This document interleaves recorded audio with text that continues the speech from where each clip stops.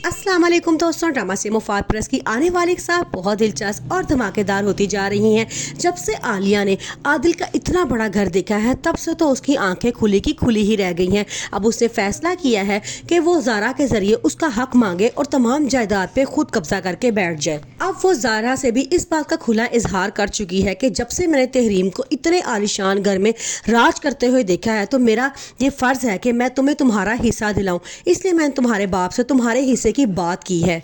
क्योंकि मैं चाहती हूँ कि जो तुम्हारा हक है वो तुम्हें ज़रूर मिलना चाहिए। ज़ारा को अपनी खाला की ये बात थोड़ी अजीब लगती है। वो कहती है कि मुझे उनकी जायदाद में से कुछ भी नहीं चाहिए। अब उसकी खाला से ये बात मनाने की कोशिश कर रही है कि ज़ारा खुद अपने मुंह से अपने बाप से जायदाद में से हिस्सा मांगे, क्योंकि उसके बाप ने ये शर्त रखी थी, अगर ज़ारा अपने मुँह से मुझसे जायदाद से हिस्सा मांगती है तो मैं उसका हिस्सा उसको देने को बिल्कुल तैयार हूँ। ज़ारा के बाबा ज़ारा को कॉल करते हैं और उसे बहुत समझाने की कोशिश करते हैं। कहते हैं कि तुम्हारी खाला को मैंने बदतमीज़ी करके घर से नहीं निकाला है और मैं कसूरवार नहीं हूँ, तो मुझे मेरी सफाई में कहने के लिए एक लफ्ज़ तो दो। लेकिन वो आगे से साफ इनकार कर देती है और अपने बाप से कहती है कि आप मेरी ज़िंदगी में कोई वैल्यू नहीं रखते, सब कुछ मेरी खाला ही है, क्योंकि जब आप मुझे छोड़ के गए थे तो मेरी खाला ही थी जिसने मुझे माँ और बाप दोनों भल के पाला है। फिर वो उनसे सवाल करती है कि आप उस वक्त कहाँ थे जब मैं छोटी सी थी और आप मुझे उठा के मेरी खाला के घर छोड़ आए थे, क्या आपको एक बार भी मेरी याद नहीं आई? आदिल साहब अपनी सफाई में बहुत कुछ कहना चाहते हैं, लेकिन ज़ारा उनकी कोई बात सुनने को तैयार नहीं है,